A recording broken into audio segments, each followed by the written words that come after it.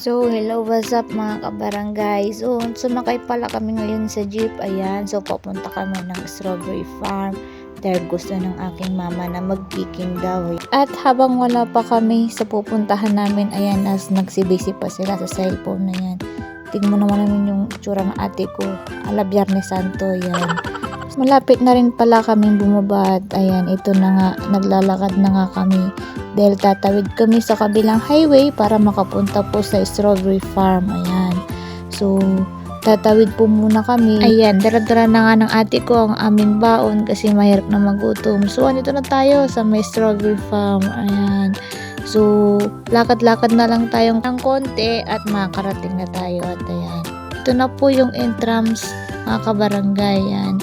So, pagkapasok mo dito guys, marami ka na makikitang iba't iba. Yan. Lalo na pagdating sa loob, napakarami makikita. Yan. So, andyan yung mga souvenirs. Ayan. Mga pasalubong, mayroon din sila dito. Yan. So, dito marami din silang pagkain at hindi ka magugutom. Ayan. Mayroon din silang strawberry shake dito. Yan. Masarap yan pag malamig. So, yan, marami ka talagang pagpipilian ditong pagkain. So, may mga buko, ayan, may mga burger, at iba-iba pang mga pagkain. Yan.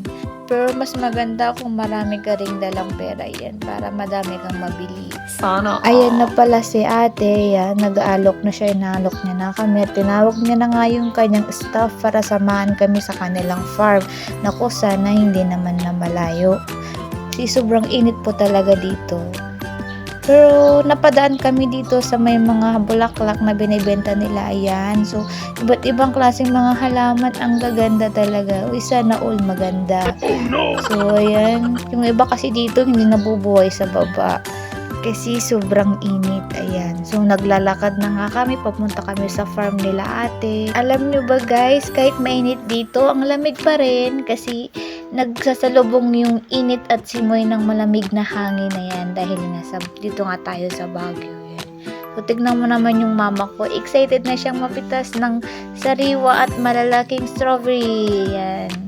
So, kahit papano, napasaya namin ikaw kahit hindi namin nahandaan. So, pabelated birthday na rin namin sa'yo kasi hindi ka nakakit dito nung January 16 dahil nga birthday mo. Sana So, tatawid pa kami sa maliit na tulay na ito. At bago kami mapadpad sa farm ng strawberry, yan, napadpad muna kami na daanan namin ang taniman ng broccoli, yan, na wala pang bunga. Yan naman, tignan nyo naman ako, haggard na hindi pa nakakapagpitas ng strawberry, haggard na. Tignan mo naman yung ate ko nag-enjoy.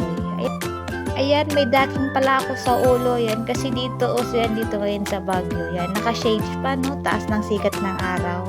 Buti pa yung daking naka-shades. Kanina pa pala kami naglalakad at apakalayo pala ng farm ni ate.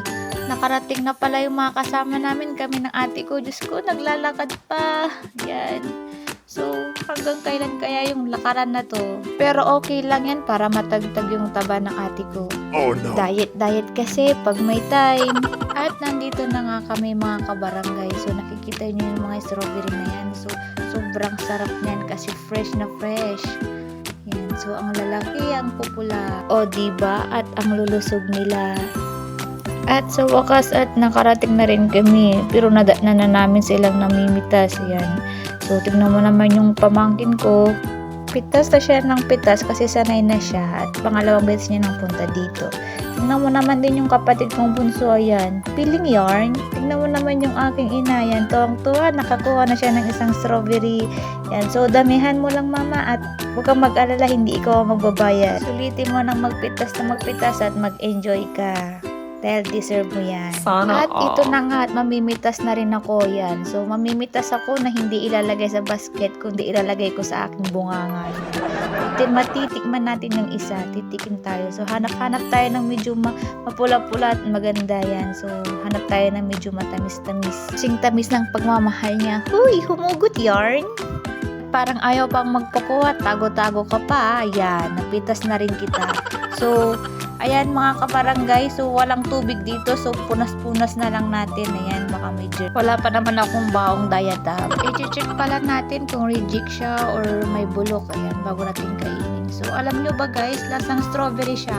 Sobrang tamis at sobrang pula yan. So, alam nyo mga kabarangay, hindi lang yan ang unang tikim ko. So, marami pa akong tikim kaganina. Halos naka 1 kilo yan.